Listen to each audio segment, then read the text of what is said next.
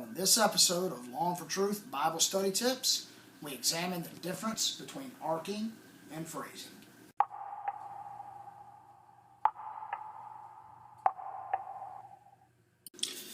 There are two great Bible study methods that help a reader understand the flow and structure of an author's thought and aid in understanding the main thought of a scripture passage.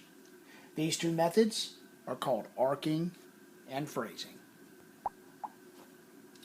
On the screen, you can see two examples of the same passage, Ephesians chapter 1, verses 15 to 23. On the left is an arc, and on the right is a phrase diagram. So what's the difference? Why use two methods instead of just one? Well, both have their strengths in assessing a passage, and we're going to take a brief look at both of them. First up is what's called an arc. Arcing is a method that graphically displays the flow of thought using a series of arcs, hence the name arcing. And it does this in order to show where the relationships meet. But more importantly, it allows you to see the relationships between each of the propositions. So for example, the outermost arc shows us the relationship between verses 15 through 19a, and verses 19b to 23 is what is called an idea and an explanation relationship. Now, this may seem and look a bit confusing, but don't worry, because at the end of the video, I'm going to direct you to a link that will help you understand and learn the method of arcing. Phrasing, on the other hand, displays a flow of thought a little bit differently. Now, you may have heard of phrasing referred to as a block diagram or a structure diagram, but it's all the same thing. A phrase diagram takes the main thoughts of a clause and places them at the outermost left margin while indenting each subordinating clause underneath of the main clause. The main clause to the left will be the main points of the passage, because all of the other clauses will be somehow dependent upon these main clauses. So how do we know what a main clause is? Well, it's pretty simple. A main clause is a clause where you could place a period at the end of it and it would make a sentence by itself. So for example, if I said I went to the hardware store to buy some bolts, I would have two clauses. The first is I went to the store. And it's a main clause because I could put a period behind it and it would make perfect sense.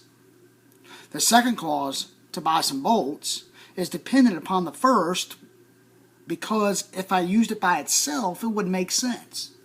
If I walked up to somebody and said, to buy some bolts, they would probably look at me like I was a little bit off my rocker. However, I could walk up to anybody and say, hey, I went to the hardware store, and that would make sense by itself.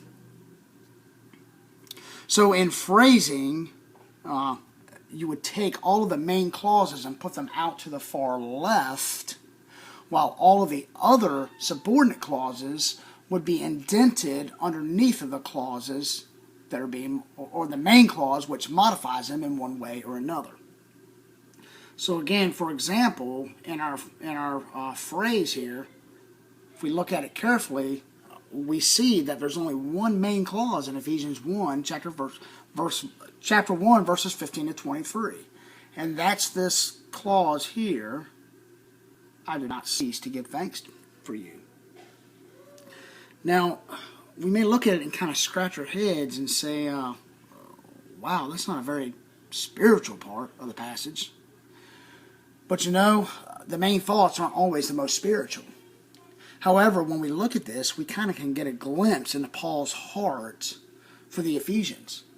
Paul's praying for several things for the Ephesians. He's praying that God will give them a spirit of wisdom. He's praying that God will give them a revelation of the knowledge of Him. He's praying that their hearts will be enlightened so that they might know the salvation to which the Ephesians are called to. And since this is the only main clause of the entire passage, everything else in this is somehow subordinate to this main clause. Again, this doesn't seem like a very spiritual idea. I do not cease to give thanks for you.